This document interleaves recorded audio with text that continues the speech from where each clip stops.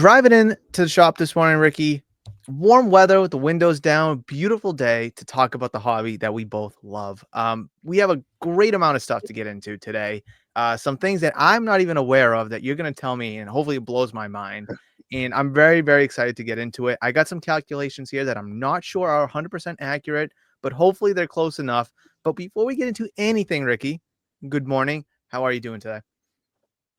Good morning. I'm good today. Let's see what's going on. Got a couple weeks until our event.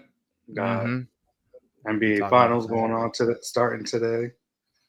Stanley Cup was a good game last night. I don't know if you caught that. I did not catch it, but I did hear Oilers up 1-0. I like that. I want to see McDavid win.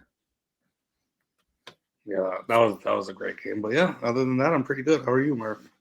I'm chilling. I'm good. And we don't plan on really talking about this, but I have a sticky note here on my desk from when I was editing another video the other day. So obviously this is going to change a little bit, but on my sticky note says Nationals under 60 days. Oh my God. Right there. Nationals under Oh, 6 days. And so it's probably like 54 at this point, I would imagine. And I know we're kind of jumping the gun a little bit. National Sports Card Show. We are officially 55 days, 6 hours, 15 minutes, and 20 seconds away. Obviously, we have Fanatics Fest to talk about, and that's going to happen first. We'll dive into that. Don't worry. But I was editing another video. I went on their website. I'm like, 60 days? Wait a second. that's And like, insane. all the focus for me is obviously Mohegan and Fanatics Fest, obviously running the shop and yada yada yada. So it's like 60 days kind of catches up quick. And very, very excited for that. But I just kind of want to mention that since Yeah, I even I'm put excited. on FF rivals it. I know the handwriting's terrible. Fanatics Fest rivals it. So maybe we can I'm dive excited into for it to that. be in my backyard. It's next 3 years it's gonna be in the backyard. I know. That's crazy. You won't have to no travel, no nothing. That's fantastic. My Fanatics Fest is in New York. Boo! We don't like New York. Where are all those Knicks fans ever since the Knicks lost? All those bandwagon Knicks fans just kind of disappeared. Crying in their 400 square foot, $3,200 apartment. Yeah, I was gonna say there's like a few of them that are wearing it on the chin, but like not that many once compared to when they beat the Celtics. So Right. touchy Right. subject. Where do we want to start? Because we got an abundance of things to talk about. I'm itching to find out what this other company you kind of mentioned, but do we need to preface with GameStop first? Or is it completely different? It's related. GameStop. What's that? You kind of cut out. No, let's start with GameStop. Okay, so where I wanted to go with GameStop, I gotta find the picture because I've been. Let's see. Hold on. Where is the picture? Come on. Where I wanted to go with GameStop, if I can share my screen, is I made a video about GameStop on YouTube channel that we are watching, Murph's Hobby Talk on, and that video right now is actually kind of going crazy. There's a ton of comments that I've yet to respond to, and I'm very excited to respond to those comments. The video currently has over 3,000 views, Ricky. But like, get this, it's got 36 comments, 33 thumbs up, and 19 thumbs down. So a lot of people are not liking that video for whatever reason. So that's besides the point. But what we want to talk about in terms of GameStop is obviously their pivot away from video games and gearing more towards trading cards. However, what really blows my mind is if I can share my screen momentarily for you folks. Is this it? I think this is it. Hold on. I don't want to share that. I don't want to share that. I want to share. Where did it go? I'm trying to share a certain picture, but I don't think I'm going to be able to. You know, I'll just share this because why not? It doesn't matter. We'll share this. So this GameStop photo here. There we go. This is how we'll do it because I don't want to spoil too much. This photo here is a whatnot page for those that may not know. And for those that do, they're like, oh, wow, let me hit the follow button. GameStop, who is a video game retailer that we all know and love or loved, is posting cards on whatnot. And you can tell the world's retail gaming and trading destination for game system cards, consoles and accessories. And if you look at their backdrop, Ricky, it's all Pokemon. Not a All Pokemon. video game, not a collectible, not a gaming system, not a console, not an accessory in sight. Pokemon. And to continue on my tangent, I'll just kind of briefly allude to the video that I mentioned and just kind of briefly talk about what I mentioned was how GameStop was this video game store. The physical media of video games declined because I only mentioned in the video there's video games have declined, and I'm getting torched for that comment. I should have clarified. But they're pivoting to trading cards, taking advantage of that market. That market's exploded. Personally, I think if it wasn't for Pokemon cards, GameStop would have filed for Chapter 11 bankruptcy by now. They just bought Bitcoin, a ton of Bitcoin, and it's just like you Pokemon cards, TCG cards, sports cards, and you're getting away from what people love you and know you by, and that's obviously the video games. And here they are on Whatnot selling Pokemon cards. I just I don't know anymore with this company. I don't know what they're doing.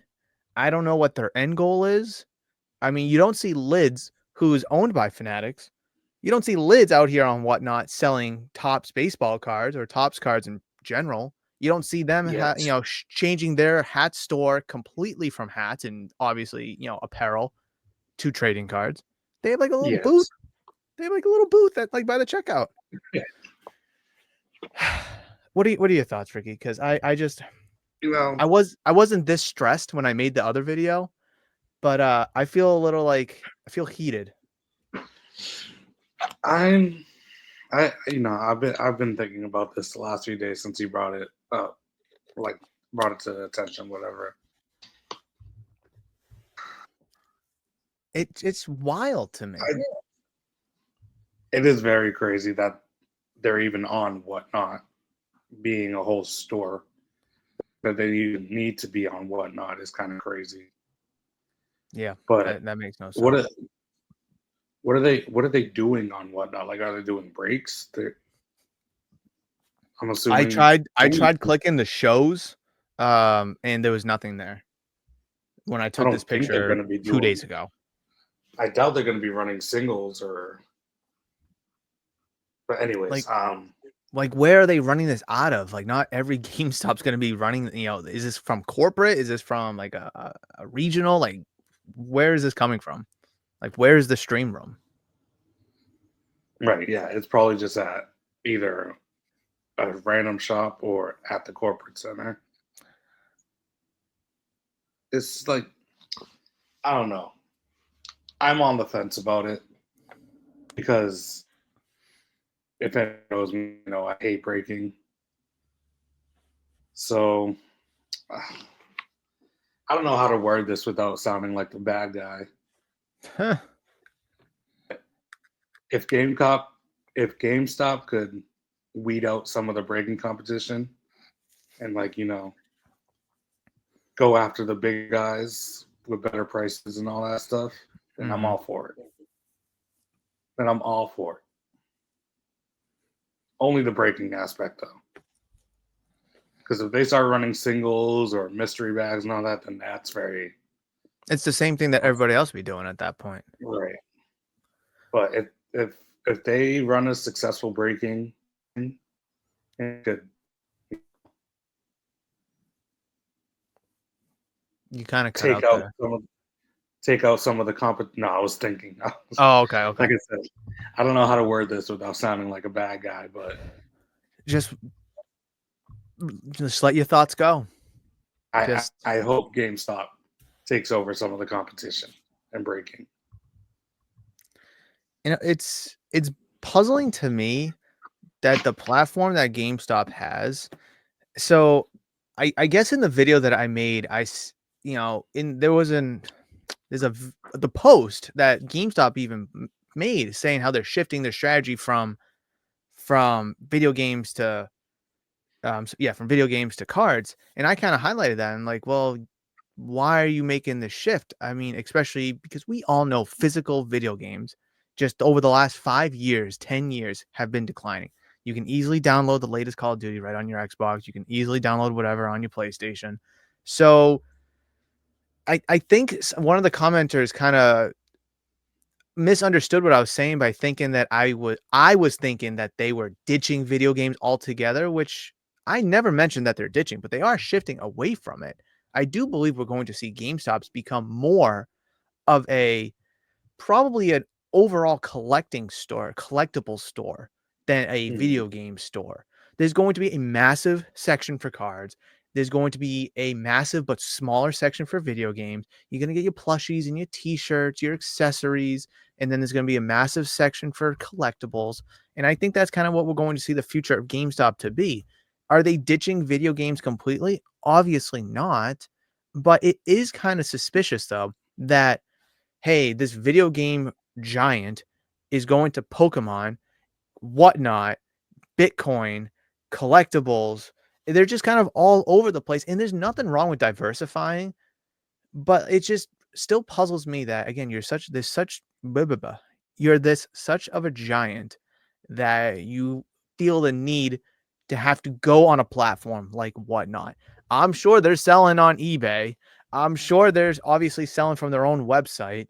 They're selling from the in stores. They're doing Pokemon 30% over MSRP. So it's not even like GameStop is like this Lord and Savior providing all this Pokemon for retail. Right, right. They're known to scalp Pokemon products from Targets and vending machines and other big box stores that sell them. This is a known thing within the hobby. So it's just puzzling again, and they're all over the place. And there's nothing wrong with spreading your wings and kind of hitting multiple markets. But if you're this gigantic entity, and some of the comments on the video said like, oh, they have all this money, they're not reaching for straws, or they're not going to go bankrupt anytime soon. It's like, then well, why buy all this Why are we Bitcoin? doing it? Why are you Right. doing this?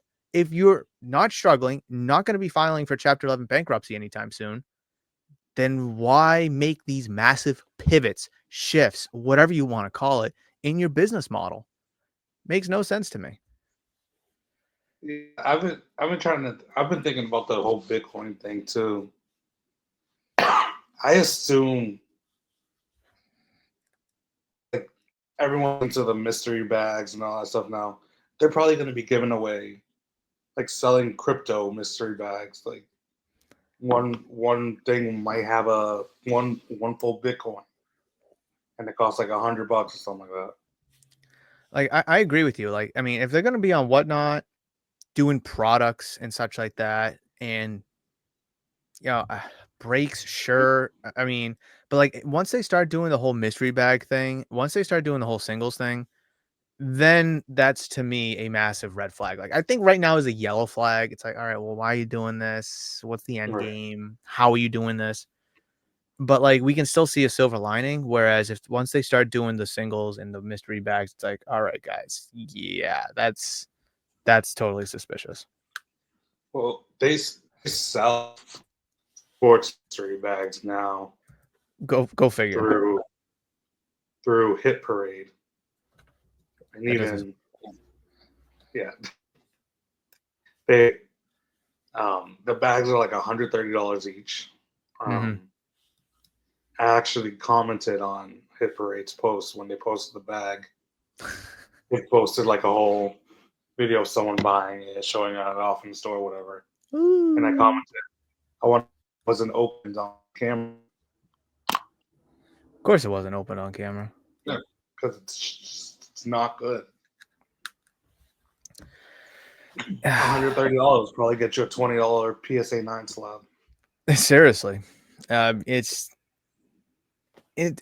And I started doing the card town packs here months ago, and it was pretty successful. I started doing it because people wanted those mystery packs, those hot packs, and all that stuff. And I thought I could People love the lo- mystery stuff. love them, and I thought I could provide a transparent version of that by giving people a checklist. Like, all right, here's the 10 cards you can get. Here's what the values were at the time. Best of luck. And it was very well for a while, and then it really slowed down because over the last 3 months, 6 months, a year, people have gotten much more smarter. And power to them. Props. I mean, I want them to be smart. I don't want them to spend their money on stupid stuff, in this hobby. I want them to spend money on what they want. And Right. I completely ditched that because I'm like, well, A, they're not selling, and B, I could use this case for something else. So I think, again, I still think Whatnot at the end of the day is possibly a good thing for the hobby. It allows people access to cards and breaks and stuff at any given time. They can sell at any given time at any price point, blah, blah, blah, blah, blah. I've talked about it all the time. But it's the abuse that people give Whatnot. It's the abuse that the sellers give to Whatnot on their end as well that makes it bad. Again, if GameStop is just going to sell the sealed products, fine, go ahead. But once you start doing the breaks and the singles, you're no better than anybody else. The whole mystery packs, backyard breaks. I mean, how many breaking companies have we seen, sleight of hand, try to, take the hit out of the pack and be like, oh, sorry, you got a dud. And then they keep the hit for themselves. That's the bad aspect of Whatnot. And that's not what we're here to discuss. My God, we're here to discuss the good part of Whatnot. And there is a lot of good sellers on Whatnot. There's a lot of good buyers on Whatnot. But when it becomes abusive, whether it's from the buyers or seller standpoint, that's where the line in the sand needs to be drawn. Yeah, I mean, I give a lot of negativity to Whatnot, whatever, but it can be a good thing. It can be fun. It can be positive. People have made some decent money on there. So I'm all for it as long as they're doing it, you know, positively and being people on there. But The right way, is that too much to ask for? right. The right way. All right. I don't know. So my mouse is charging. It's at like 1%. So that's why I exit out of the thing. So let's talk about. So I know in our little chat here, we got the whole grading thing. I want to save that a little towards the end because I'm going to need my mouse for that. So I wanted to juice up a little bit.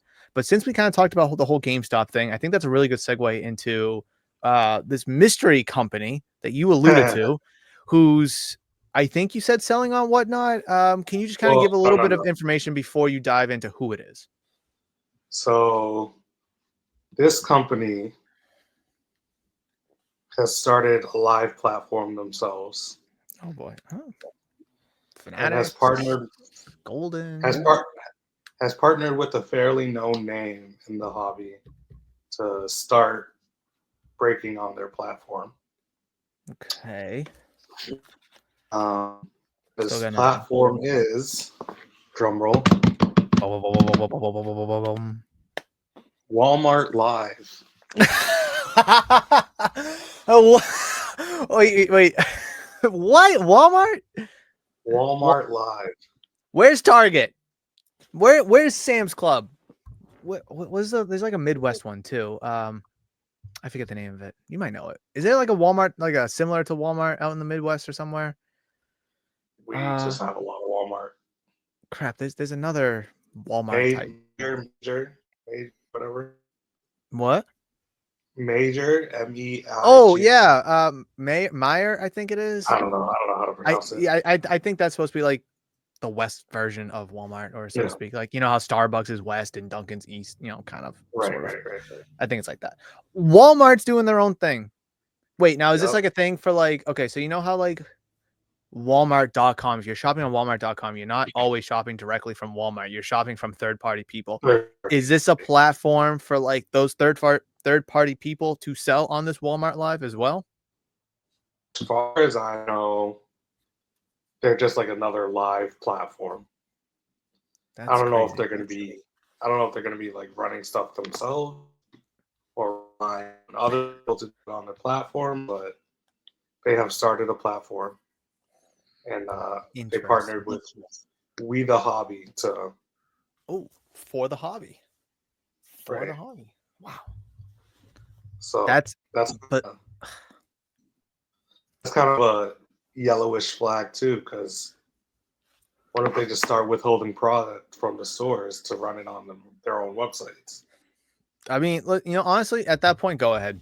I think it would make the hobby a little bit more healthier, because then it would have people not going to these stores to fight and argue and helping. Exactly. So you know what? All the power to you. Go ahead. I could care less. I mean, we already know MJ Holding, who sells on Walmart, keep stuff themselves to just upsell it. So we already know that story. So I'm looking at it like, well, what's the difference at that point? You know, I mean, soon Target's going to be doing this too. I mean, would you be surprised? Because I sure wouldn't be. You know, they Well, do their own platform for pretty much just mimicking Walmart. right. I don't know. I'm just seeing all this, and it's like, what happens when Pokemon cards aren't as hot anymore? The day will come. People aren't ready for And it. like, it inevitable. Like, obviously, it's very popular right now. It's hot right now, but there's always the next big thing. What is it? We got to get on it, Ricky. Let's Murph's get something town. Digimon cards. Oh, all right. Let's Right. buy them up. Buy them out.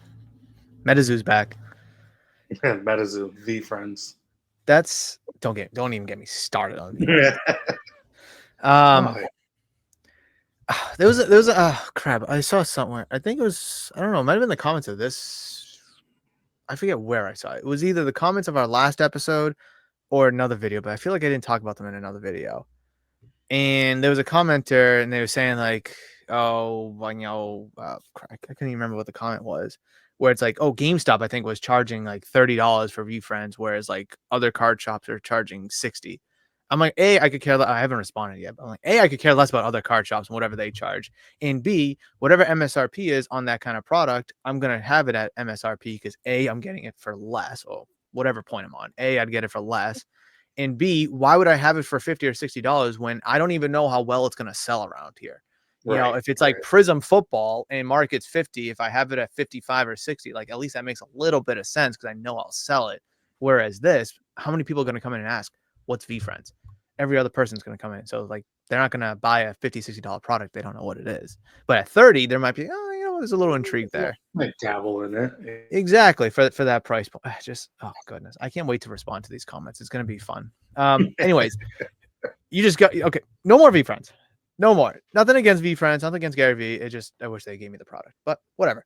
Walmart. That's I just are we gonna see GameStop on Walmart Live? Like, can anybody sign up for Walmart Live? Like, there's a lot of questions, and I guess there's not a lot of answers yet for this. Like I mean, Fanatics Live is very restrictive to people with Fanatics accounts. I know if Walmart is going to be doing their own thing, it's like, okay, like, well, what are they going to sell? Are they going to be selling lamps? Are they going to be selling, you know, blouses? Are they going to be selling cards? Are they going to let the third party sellers sell on whatnot? Like, what are the fees? What are the restrictions and limitations? I guess, you know, if it's a platform for the sellers, their third party sellers to sell things, I like the idea because you can post the things up there and it's going to sit until someone buys it. But because this whole live action, live selling is so popular right now, and not just in cards, obviously it is in cards, but like you go on Whatnot and find a bunch of different things. Like I know Yeah, somebody who sneakers, sells designer stuff, collectibles. exactly. I mean, I know somebody who's selling DVDs for like $1 or like glassware, you know, for super cheap. So it's like honestly, as much crap as we give Whatnot, it is a good platform to buy almost anything, really. And if Walmart is going to try to rival that or mimic that in their own way with their own sellers, it's okay. You know what? If I now that I'm thinking about it, it's not that bad of an idea, but we got to see if that actually transpires or what actually Well, comes of it. I want to know how much like vetting they're gonna do for the sellers because like when I signed up on Whatnot, I was a seller right away. They asked me for nothing, like literally nothing. All I did was sign up to be a seller, and that was it. Anybody can sign up nowadays. That's what I'm saying. Like they'll take how anybody under the sun. how do they? How are they so comfortable with just accepting anything and everyone, any and every? Oh.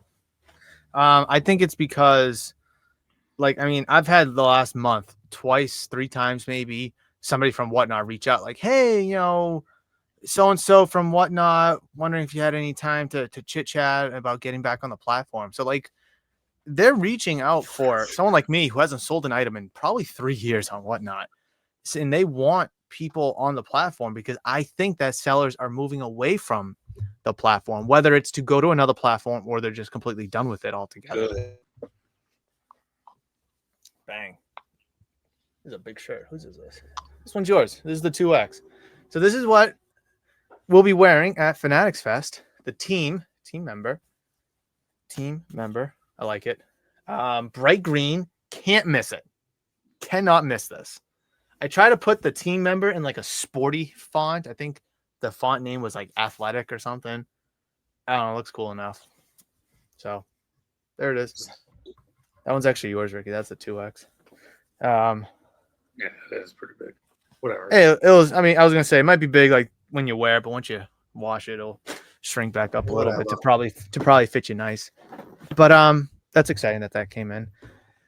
I'll have my brother and I wear it at Mohegan, give it a test run. Oh yeah, I think that's coming up too.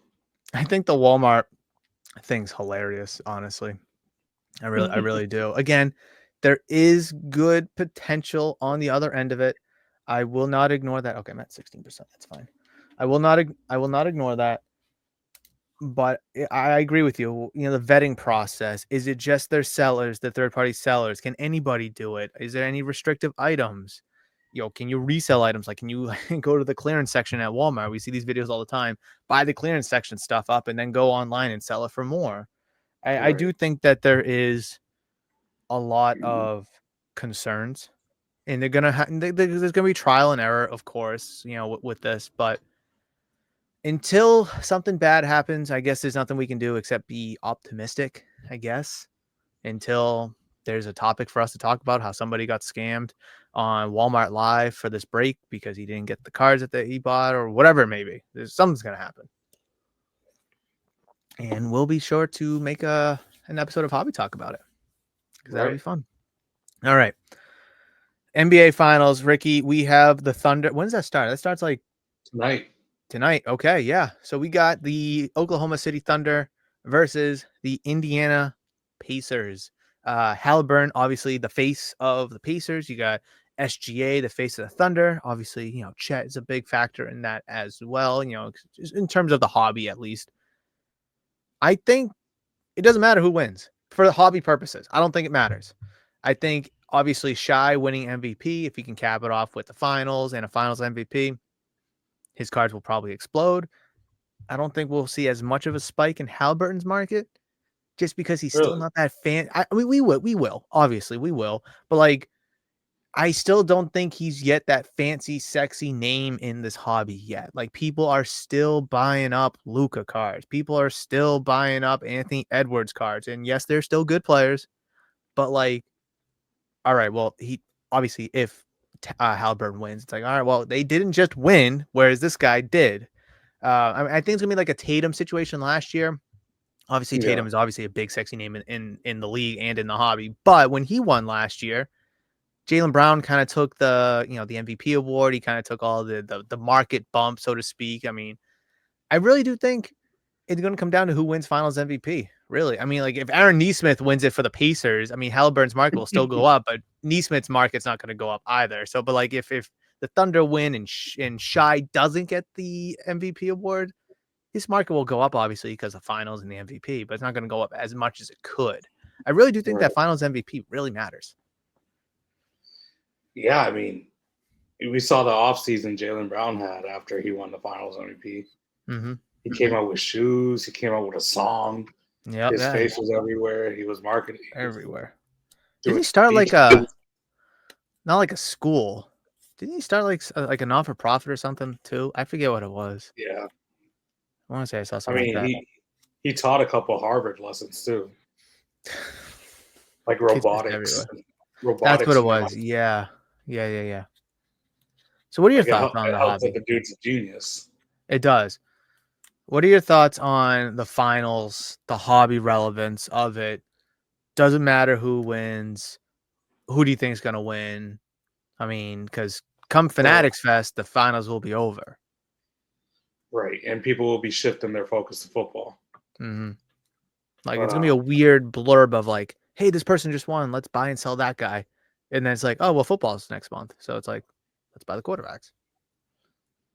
Well, that's the thing. Like, people like that, them winning the finals is already assumed into their prices. Like, why whenever when the Celtics won last year, Tatum's prices didn't go too much higher Mm-hmm.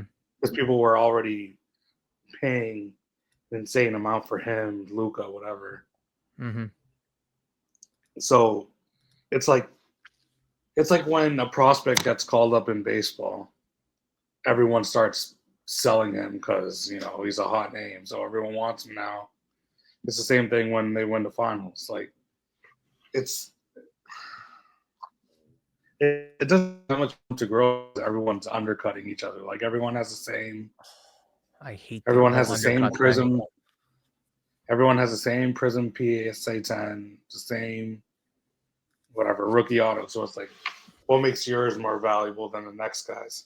And clearly, you want to sell it right now. So you're gonna have to, if you want to sell it right now, you got to be a little cheaper than someone else. It's funny you say that because whenever somebody brings cards into the shop, and I know one of the topics is buying collections, we can get into that in a minute. So I don't mean to jump the gun here, but they'll come in with a card. Let's say it is worth $50, a PSA 9, 10, or whatever, base prism, base insert, doesn't matter, of a player. And it's like, whether or not I already have one, but it's like that card's everywhere. So sure, it's $50 and let's play the whole 70% game. Sure, that's $35. So yeah, it makes sense for me to buy for 35 and sell it for, the nice small $15 profit, sure. But because it's everywhere, because it is so populated, there's going to be a rapid amount of sales that probably will tick the market down. So it's like at the end of the day, is it really worth it to me? And like when I try to explain this and I'm trying to be transparent to somebody and they just hear me kind of bashing on their card's value, I'm not so much bashing on it. I'm just trying to educate you where I'm trying to sit in my line of thinking is like, sure, $50 card, 35, that's yeah, it's jolly and dandy, but like really it's only going to be worth it at like a $25 tag. Oh, 50%, blah, blah, blah. But it's like, okay, but this is my reasoning. And if you want more, fine, go take it to eBay, sell it for 50 and walk away with after the fees. Fine, go do all that work. Oh, but I need the cash and I don't want the eBay. I don't know what to tell you then. I just, There you I'm go. here right now willing to pay you this. Here's my reason why. I'm not trying to undervalue you. I'm just giving you an explanation of where I'm coming from. If you like it, fine. If not, don't get mad at me. Just be like, sorry, I can't do that. And let me go somewhere else. And then go somewhere else. But people get all up in arms about when I explain things to them that diminish their card's value, though I'm really not trying to. I'm just trying to shed light on my thought process. Yeah, because it's like if you buy a popular card today and you don't sell it right away, tomorrow it would be worth, like you said, that $50 card could be worth $40 tomorrow. Mm-hmm. So if you buy it for $35, you're hoping to make $35. Like, I I mean, just you're want to. hoping to make $5. What was Halliburton's rookie year? Was it 2019?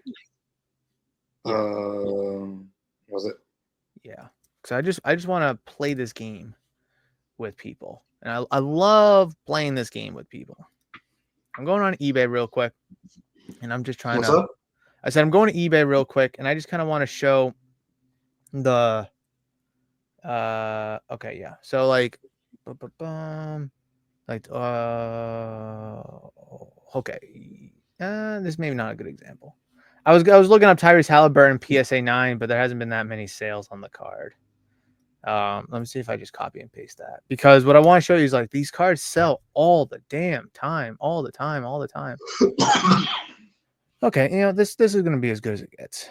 Present, share screen. Boom, boom, boom, boom. So just here's a small example. So today's June 5th. We have a June 4th. I mean, this is not a base prism, but there's that. June 4th again. That's a 10.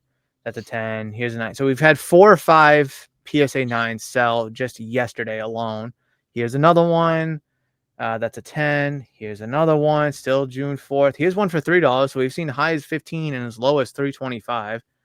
Take out all the variables and let's just look at it in a vacuum. Still June 4th. That's a 10. That's a 10. Okay, June. No, that's a 10. But now we're on June 3rd. June 3rd, 1150. So I mean, just June 4th, yesterday alone, there was like 6 or 7 sales of a PSA 9. And of course, that is an extreme example, super dumbed down, super base, super lame. But the point stays the same. If someone brings in that card and like, oh wow, it's $15. Sure, it's $15. But there's also one that sold for $3. And Right. that's where my head has to be at, is at $3. Because when I go to tag it for, let's say, 12, because I'd probably say the average was around 10, 11, 12. Oh, but there's one that sold for 325 on it. That's just the same. That's just the nonsense that I get. So Yeah, it's a complicated game. I I just hate when people pick and choose the comps that they want to use. Yeah, I agree. Like, oh, it sold 2 days ago for $100, but if you scroll up, it sold yesterday for 150. Mm. It's people only pay attention to the comps that benefit them, whether they're buying or selling.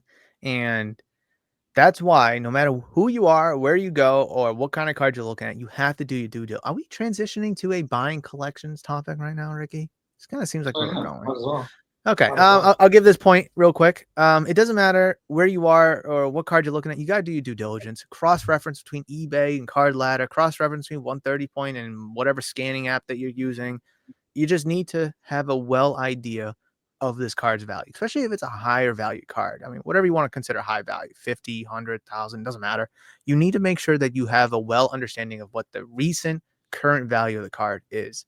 Because if you happen to look at that Halliburton card and you missed the $15 sale or you missed the $3 sale, then you're going to be, crap out of luck one way or the other. But in regards to buying collections, Ricky, what would you like to talk about?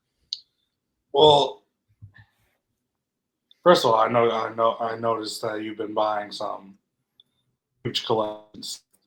Indeed. Have to. At the shop you will bring to you. I just like, because I've never bought like huge collections, whether it's like of common cards or showcase cards. Mm-hmm. So I just kind of want to pick your brain on how you price out stuff like that when you're buying. So I'm just writing this topic down because this actually might make for a good separate video itself. 3730. So buying collections, I think, is easier than buying one or two cards. And that may sound kind of weird in a vacuum because, like, oh, if I'm just buying one or two cards, I just have to look up one or two cards and that's it.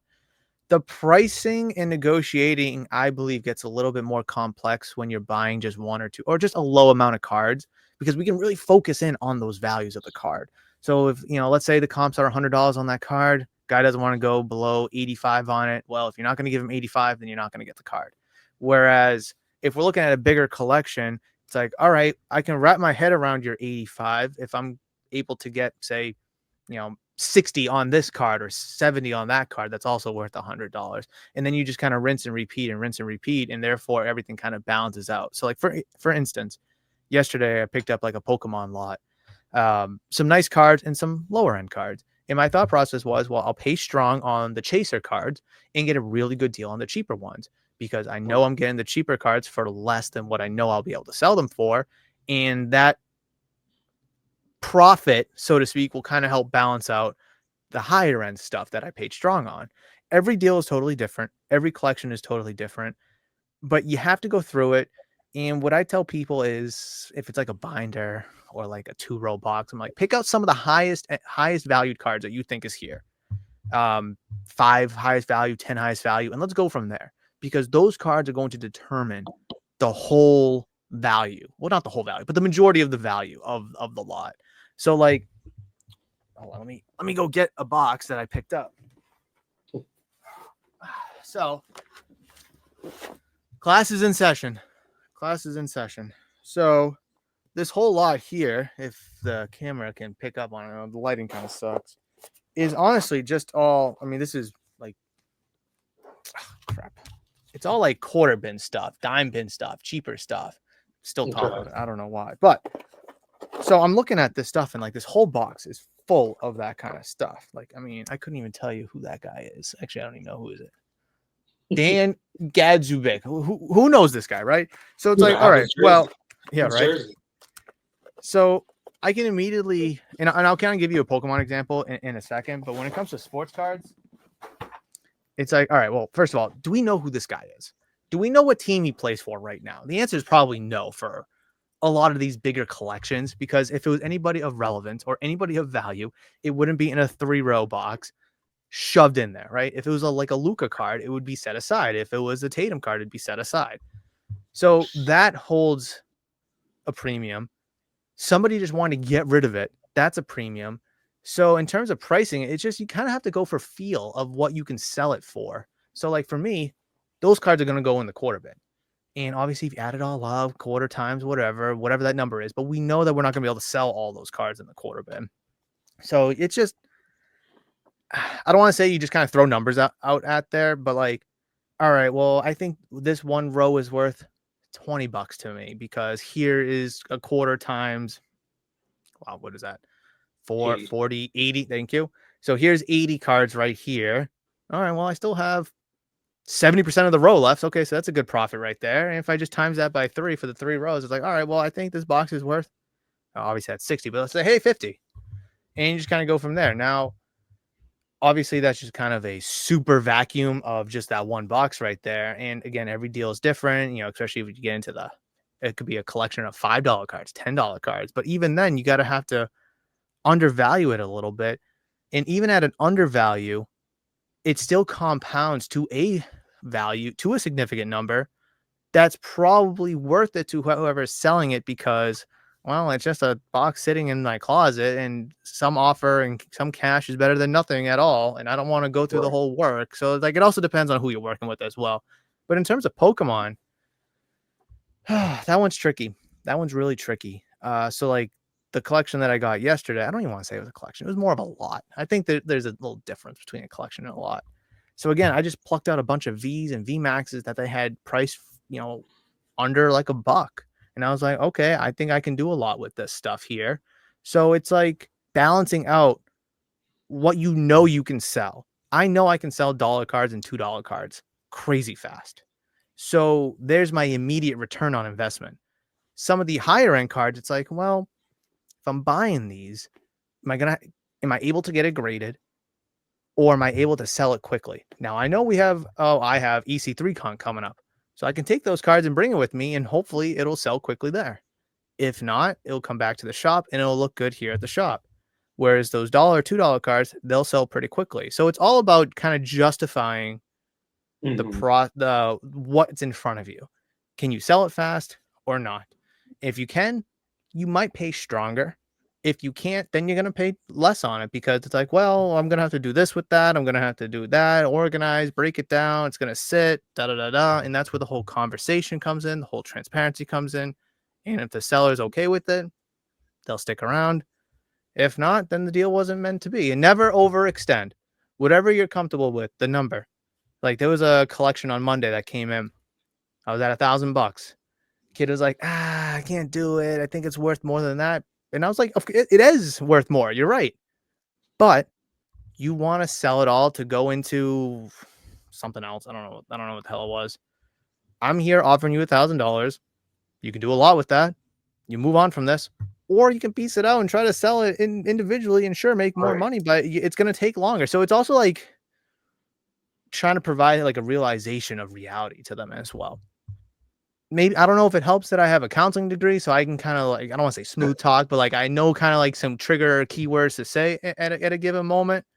But not every deal happens. And I was like, listen, I'll go up to 1,100, but that's about it. Because at that point I was like, all right, now I'm really squeezing. But there was some nice chase cards in there that I thought I could do really well with. And it didn't happen. So I was like, you know what? Fine. It's cool. So being able to back away from a deal is also important as well. Right. That's an important because people don't realize you can't say no to a deal.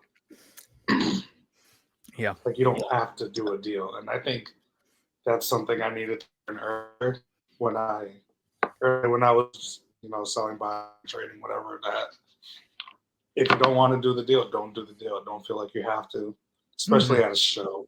Like sometimes you feel like you have to make a deal to make your time worth it, the entry fee, whatever, but you don't. But anyways, no, back to the buying collections. Yeah, I think after hearing you explain it, I think it's just more knowing the It's cards, knowing the market without having to look it up. Because it's like see people like you, car collector too, buying mhm. collections without even looking at the prices and spending a decent amount on it. So you kind of, I guess you have to know the market pretty well. So like, do I know the market well? In a vacuum, I'm gonna say no. But I know my market here at Murph's Car Town. I know what people will buy and what people won't buy. So like I think that puts me and a guy like, Ryan in a separate position than say someone who just kind of does whatnot or eBay. Someone who does whatnot, they'll know their market as well, their customers, where eBay is just a vast ocean, honestly. Whoever's willing to just buy it now or bid on a card. But I look at it this way, like Ty Law is a great example. Past couple Prism sets, he's had a bunch of cards, some really good, red Prism, blue Prism, silver, whatever. And one of the best cornerbacks within the last 25 years, arguably the best cornerback in Patriots history, but nobody wants him. Why? Same thing with good example, David Ortiz, because he's just staring at, literally in front of me because I have a picture right, behind the camera. Me? One of the best hitters let me put it in this way. One of the best hitters in Red Sox history, one of the best hitters ever. Super likable guy, all the accolades you could want. But it's just like, well, when his autographs go for $100 or $150 on cards, why aren't people scooping that up? Because to go meet him, it's like $400 or $500 to get like 10 seconds with him to sign something, and then you're on your merry way. Why don't people want Yeah. David Ortiz at $100 or $150? I mean, that I have no idea, but like, even if I get the card for 75, like it's still not going to sell. So it's like something that I painfully have to pass on because I know that it's not going to sell. Um, then there's stuff that you just know that will sell, Tatum rookies, Brown rookies. Once Roman Anthony gets called up, like I got an autograph of his kind of in the wings. Obviously, I know it's off season, but like Jaden Daniels and Penix and McCarthy, that's kind of slowed down a little bit. Whereas in April and March, it was selling crazy. So it's just like knowing your market. And when I'm going through a collection or a lot or whatever it may be, I'm looking at it, I'm like, I don't think that random patch of Tony Kukoc is going to sell well. I don't think that random patch of Kendrick Perkins or that random out of 10 of Kendrick Perkins will sell well, even though he's, a fan favorite and, he played for the Celtics and won. So it's like, it's hard for me to value that. Sure, it has $8 of value according to eBay. I'm not going to argue that, but I can't value it Right. at $8. I can't value it at 70% because it just doesn't make sense for me to just have it sit in a box. If you want, in no disrespect, but if you want to value it at $2, like, yeah, sure, I'll buy it at $2, but I hate to undercut you like that, but that's where I have to be on it because it's not going to sell. And just kind of the realization of what sells and what won't sell will help make you be able to kind of dictate the value kind of on the fly. Also, for me, at least kind of knowing really quickly where it's going to go in the shop. Kendrick Perkins patch, immediate 20% bin. Jason Tatum Prism rookie, that's a case card.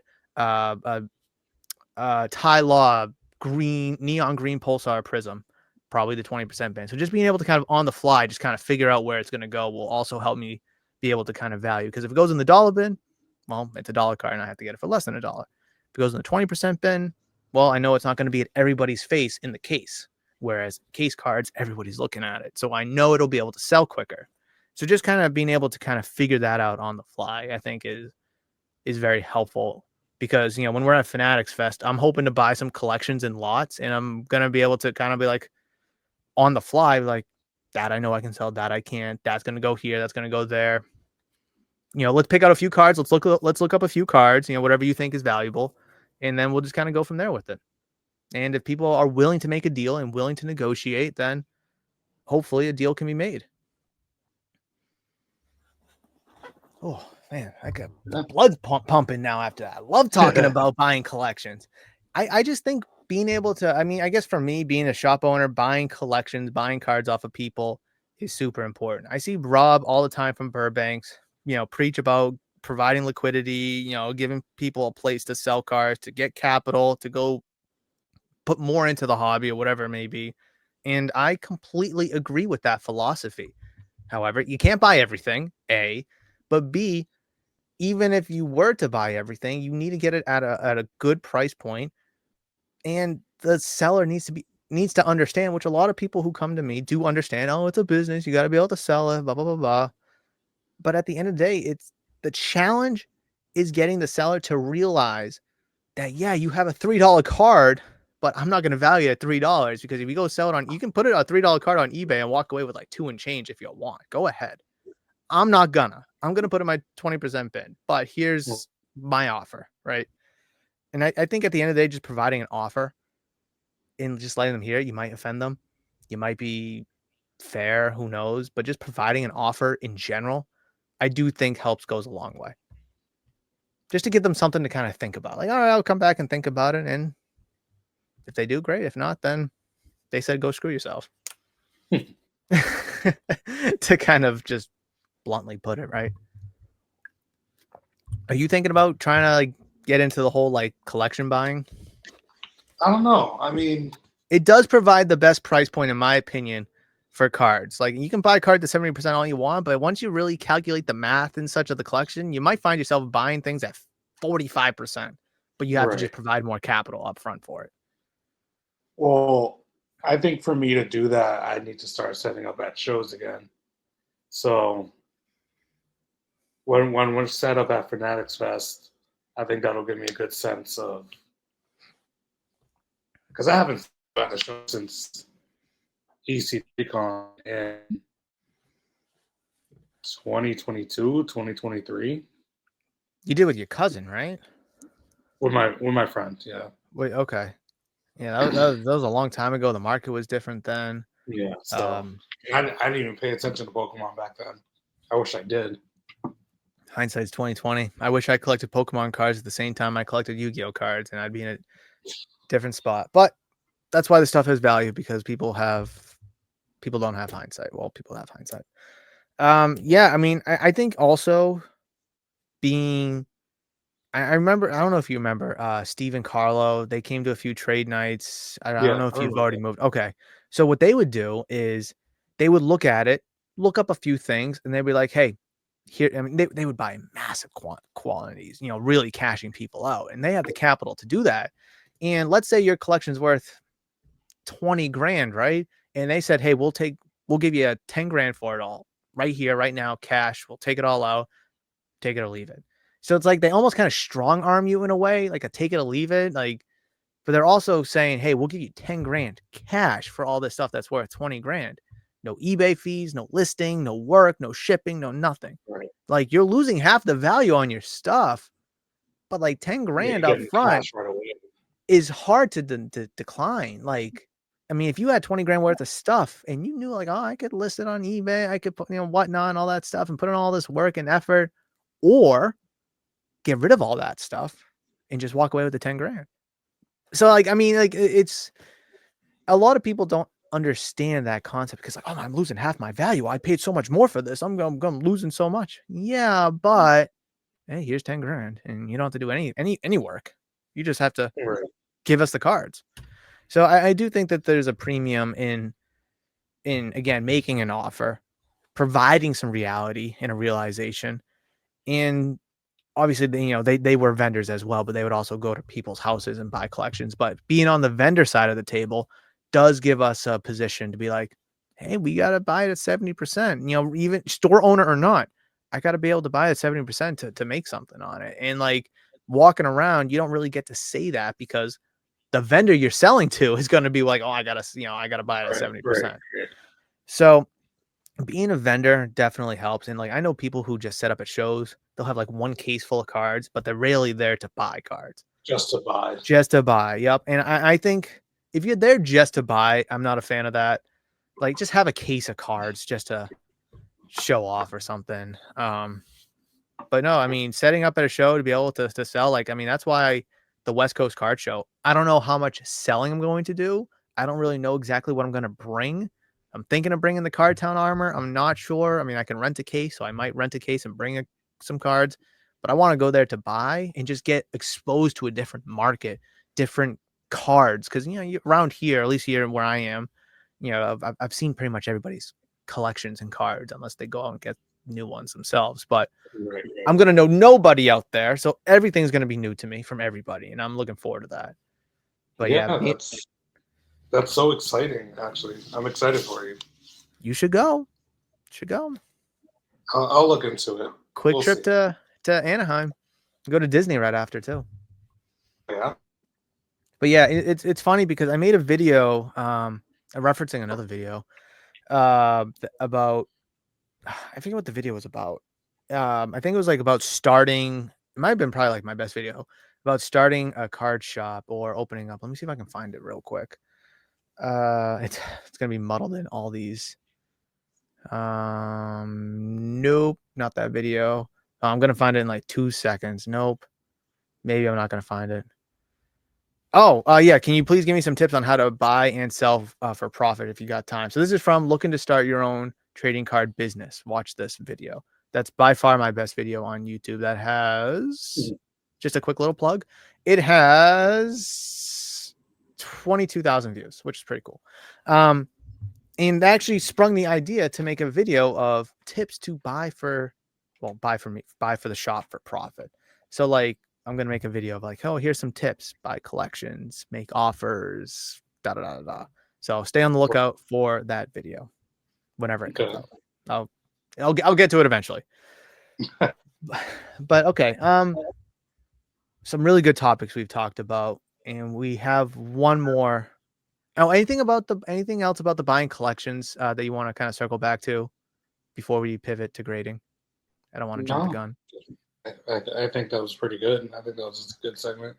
I think when we're at Fanatics Fest, there's gonna be like a lot or a collection that I see. I make an offer, maybe they don't like it, and maybe you kind of realize, oh, I could do something with that. I don't mind paying 10 extra percent more than whatever I may have offered that the guy said no to. Let's just say $400, right? The guy said Right. no. It's like, and you're thinking to yourself, like, well, I don't mind paying 450 for it if that gets the deal done because I know I can do this, this, and that with it. So obviously, like we agreed, once I say no or whatever, it can go to you, and you offer 450, and the guy says, oh, but better than 400. So yeah, sure, I'll take it. So I think kind of seeing, because like my brother's even fascinated how like I do deals sometimes. Mike from JM Sports Cards, he sets up next to me at Mohegan. I'll actually have him on early morning setup soon. He's like, you buy so much in volume. It's like, well, that's the key. So you got to buy in volume. So Right. I think it'll be a good like. I'm not trying to toot my own horn or brag, but I think it'll be good to kind of like see my thought process and how I go about it. And then No, I you'll be able to like kind of implement those skills yourself, if that makes sense.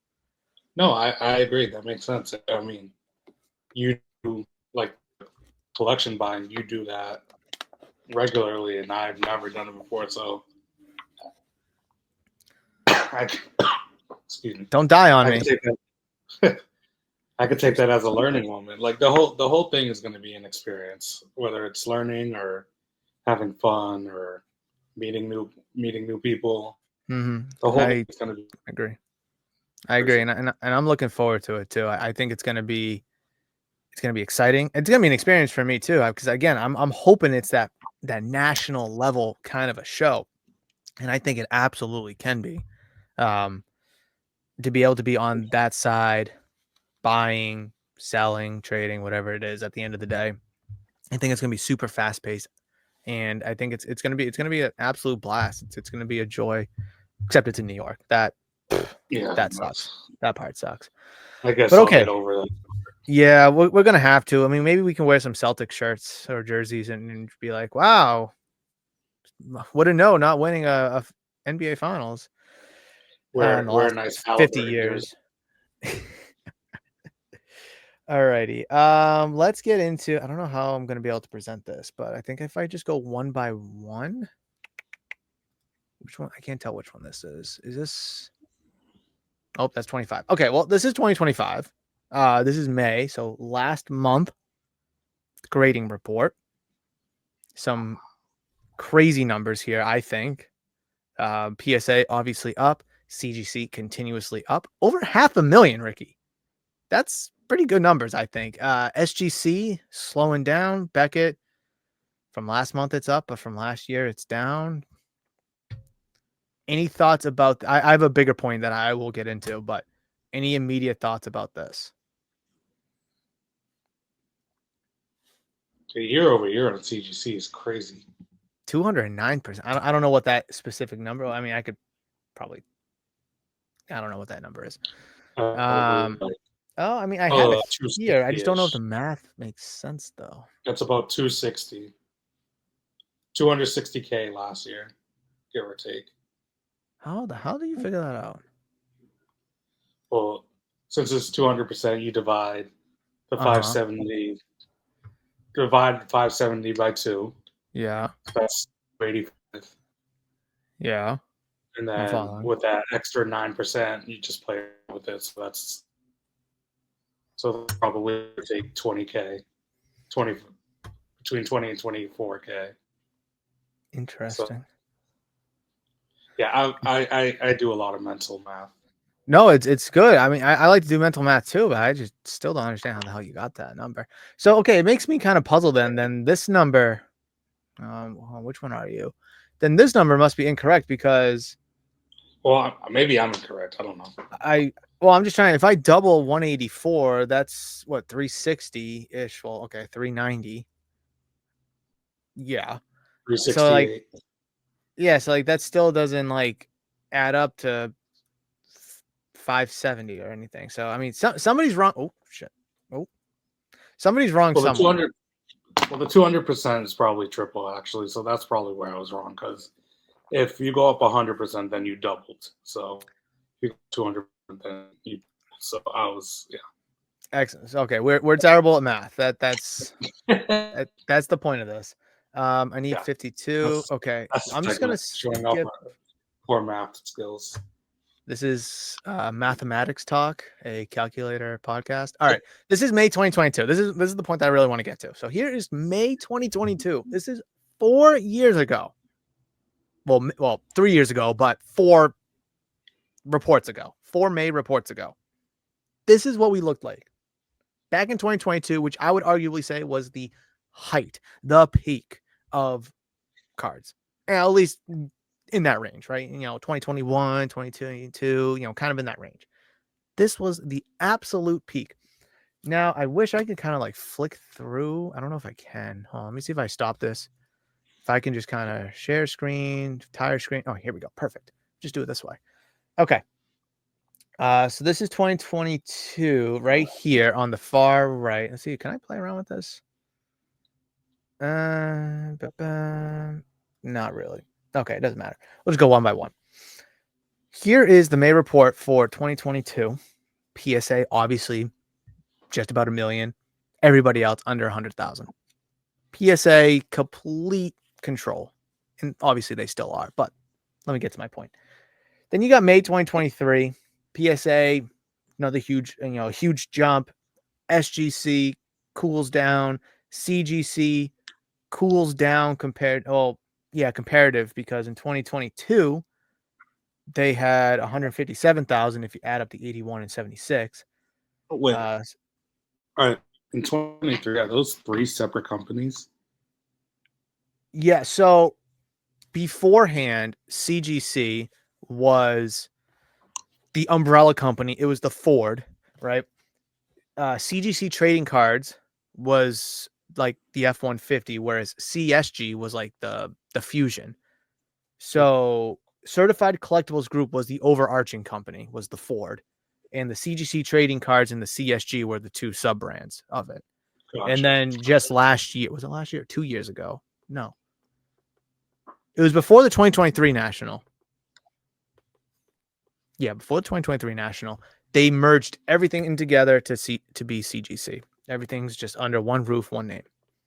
Oh, that's when you drop them off to get the relabeled, right? Yes, that's when they introduced the changing scale, the new labels, all that good stuff.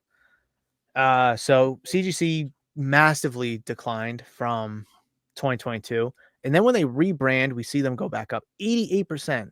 They jumped. CGC massive jump from the year before, 97%.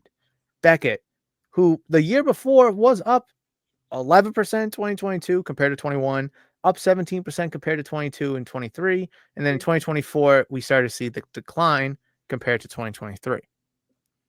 Now here in 2025 for May, which we already just saw, PSA still up. CGC, you mentioned the year over year is crazy. SGC, we're starting to see a decline. And through the months that we've been doing this, which we've been doing this for close to a year, if not a year at this point, we've seen PSA continually go up, CGC continually go up, SGC kind of muddle in the water, up month, down month, and then Beckett's just been kind of continuously down. The point is, Ricky, that I want to get to is PSA from 2022 to 2025 is up 46%. This is where I hope my math is correct. I am not exactly sure. I just kind of did a little division. Hopefully I'm correct. They are up 46%, which seems close. Seems close. SGC is up 34% from 2022 at 96,000 to 145,000 here in May of 2025. Pretty good.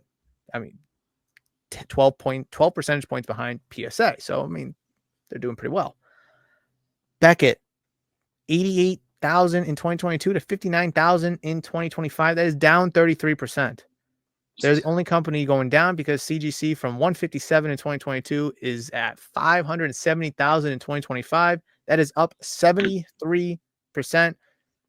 That just doesn't seem right to me. That number seems very off, but that's just the number I got when I divided. My main point after all that information is we are starting to see, after all that, PSA still has a stronghold. CGC, massive peak. I've been saying this for months. They are the definitive number 2. SGC is kind of its own tier, number 3. Beckett's still crap, apparently. I do believe this massive peak in CGC is from the Pokemon market. I really do. Nice. And I mean, these are just screenshots, but I could obviously go back to like see what, April and May. But we've been talking about their increase time and time again. But I could figure it out. But the whole sports thing, I think that market is there for them, but I just think it is completely CGC. So my conclusion, CGC is number 2, PSA is number 1 for now. CGC is a great collector's company. PSA is a flipper's company. SGC is for vintage and fun stuff, and Beckett is for shot in the dark at black labels. Right. That's kind of hopefully my information was my numbers were correct. If I'm wrong, somebody let me know. Murph, it's actually blah blah blah blah, and then kind of go from there. Yeah. That's a good crazy much CGC has exploded, but like you said, it happened. I mean, it's hand in hand with the Pokemon Kaboom. I strongly believe that there's a strong correlation between the Pokemon boom and obviously CGC, but it makes me wonder why people aren't going to PSA then at that point. I mean, they clearly still are. I think it has to do with the pricing, obviously, the turnaround times, and like you said, there's a lot more collectors now, so the collectors are CGC. Like for my Articunos, I was going to ask you about those. I'm on those, so that's why I went with CGC. I wish you got a pristine. All we needed was one. I know. All we needed was one. They couldn't give me one. This guy submitted 10 of them. Let's just give him one. I got 4 out of 7, 10, so that's cool. But yeah, one pristine would have been nice. It would have been absolutely nice. It would have been rewarding. It would have been cool, and so on and so on. But I still think the grading landscape is still a means to add value to cars, to flip them down the road, especially for Beckett, PSA. Some collectors do like SGC. I know some people don't. So SGC is kind of a weird one. CGC. Pokemon, I don't like no, just in general. Oh. Whether it's for vintage collectors who like the black, tuxedo look, or, people want to take like advantage of that like SGC $9 special. So each company's kind of serving their own purpose here, which is very exciting to see. But it's bizarre that the growth that PSA has endured has been really steady, obviously compounding over time. But over the last couple of years, the growth that CGC had has been explosive. Beckett's decline has kind of stabilized, I think. And then SGC, I just feel like every month it's up or down, up or down. It could be completely different. Right. But no, I mean, this is because when I saw this, when I first saw the May report for 2025, and I saw plus 209 for CGC, I'm like, where was it last year? And then I'm looking at the numbers. I'm like, wow, it's not even close to what it is. So each grading company is doing their own thing. Each company's in their own lane. They all serve a purpose. And I think that's good for the hobby. It's refreshing and healthy that there's different outlets for people to go to get cards graded for whatever reason that they have. Um, that's kind of my takeaway there. Yep. All right, Ricky, what do we have for outgoing takes today? We're still buying your All Star wood. Yes, sir. Basically inevitable. Future MVP. Future MVP for sure. But let's see. I don't know, man. I'm just so excited for it. Fanatics Fest. I am too. I mean, the first leg of like my busy summer is coming up, and I'm super stoked and super excited for that. I'm kind of happy that Mohegan's first because that'll be a good like warm up, so to Warm speak. up. Warm up. Yeah, exactly. Yeah, I'll be like, all right, well, I was able to make this much here, so it helps kind of alleviate the cost of this show. Plus, it's going to be a completely different atmosphere, different environment. So many things are going to be happening and such like that. Um, I guess my outgoing take. Um, Speaking of Fanatics Fest, we off camera we talked about this, but not here during recording. Is what we're gonna do for our episode in 2 weeks is I'm gonna bring the camera, and this is a tentative plan, so we're not gonna go live because I don't think I'm gonna have an outlet nearby. I think it's gonna be a little complicated. So I'll bring the camera, obviously, as I'm gonna be recording vlogs and such like that. And Ricky and I will record some kind of episode, maybe 30, 40 minutes, kind of like what we did the National last year, of just live action from Fanatics Fest, talking about our experiences that day. Whatever we bought, maybe whatever we sold, some stories, whatever it may have, whatever topics we have at the given moment. I'm sure there's something going to pop up between now and then outside of Fanatics Fest. Next thing you know, GameStop's going to be, who knows? Who knows what they're going to do? Target Live is going to be a thing. Who knows? We're going to have an NBA champion come then. So there's going to be a lot to talk about outside of Fanatics Fest. So it's going to be a rapid fire episode for sure. So that'll be episode 43. That will be out Friday night. So no Thursday in 2 weeks. It'll be out Friday night, just to clarify. That's just the tentative plans for now. If things change, then they change. My outgoing take, though, Ricky, research.